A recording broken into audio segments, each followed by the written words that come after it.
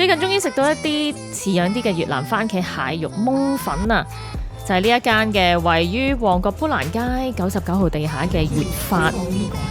由於我朋友咧大力推介呢一個番茄蟹肉湯檬啦，另外咧就係我叫咗佢嘅招牌牛柳牛丸粉嘅，我仲有叫咗佢嘅雞翼啦，同埋佢嘅雜肉拼盤啊，佢哋都話喺越南新鮮運過嚟啦，咁所以都試下啦。我自己就比較中意咧，就係一啲淡口啲嘅越南河粉。咁呢一個咧，佢雖然淡口，但係咧佢唔會個番茄同埋蟹肉味咧過分搶口，而佢嘅湯咧係偏清甜嘅。咁但係又唔係我哋喺香港普通嘅一間食到一啲嘅越南河粉嘅味道。咁所以佢個餐廳名叫地道河粉咧，我都覺得幾貼題嘅。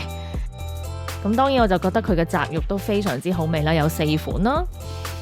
咁佢嘅餐廳因為實在唔係好大啊，同埋咧都係大概10零20個位左右啦，咁所以咧其實都要等少少時間嘅。咁當然早啲去就唔使等咁耐啦。